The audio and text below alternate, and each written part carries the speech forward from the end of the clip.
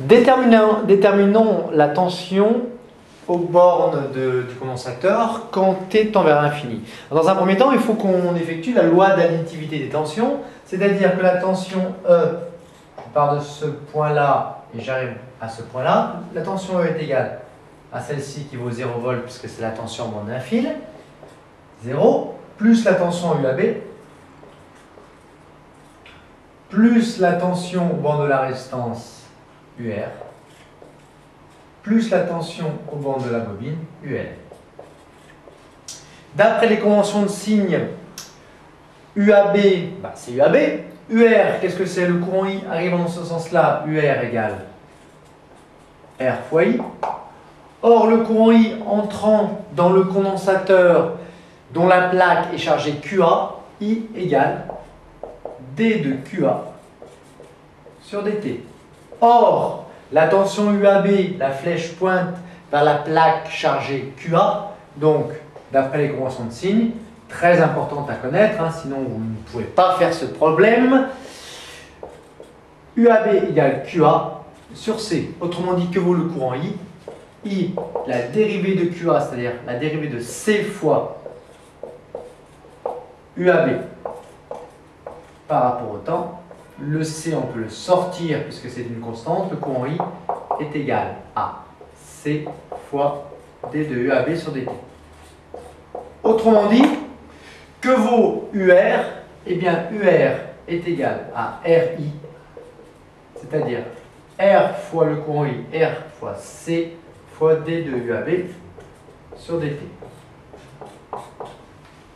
Changement de stylo. Que vaut maintenant la tension UL? UL, c'est une bobine d'inductance grand L, donc UL égale L fois D de I sur DT, c'est-à-dire L fois la dérivée de I par rapport au temps, on a vu que I c'était C fois D de UAB sur DT, c'est-à-dire la dérivée par rapport au temps de C fois la dérivée de UAB par rapport au temps.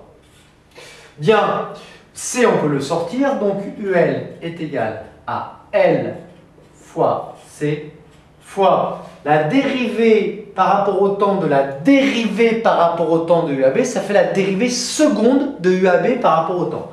Donc ça fait LC fois la dérivée seconde de UAB par rapport au temps dt carré.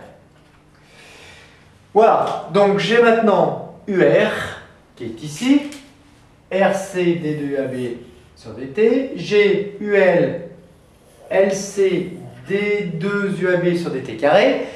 Que vaut la loi d'additivité des tensions? Eh bien, dans quelques instants, vous allez le savoir. On travaille beaucoup au chiffon dans cet exercice parce qu'il est long. Donc, E égale UAB plus UR. UR, c'est RC fois D de UAB sur DT. En plus, si vous voulez le savoir, j'ai pratiquement plus de stylo. Ça coûte cher et c'est pas remboursé. UL, c'est LC D2 UAB sur dt carré. Alors, qu'est-ce qui se passe quand on est en régime permanent? En régime permanent, qu'est-ce que ça veut dire le régime permanent? Ça veut dire que la tension UAB est constante. Bon. Si la tension UAB est constante, qu'est-ce que ça signifie? Eh bien, si UAB égale constante, sa dérivée par rapport au temps, évidemment, est nulle, puisqu'elle est constante. Autrement dit, la dérivée seconde de UAB par rapport au temps est également nulle. Donc ce terme-là, on peut l'annuler. Ce qui nous donne quand UAB égale constante, et bien UAB égale E. Et d'après l'énoncé, E égale 9 volts. Voilà que vaut la tension au bord du condensateur quand, au bout d'un certain temps, le régime permanent est établi. Au passage, si cette tension est égale à 9 volts, est égale à E, on voit bien que la tension au bord de la bobine et la tension au bord de la résistance, à ce moment-là, sont nulles.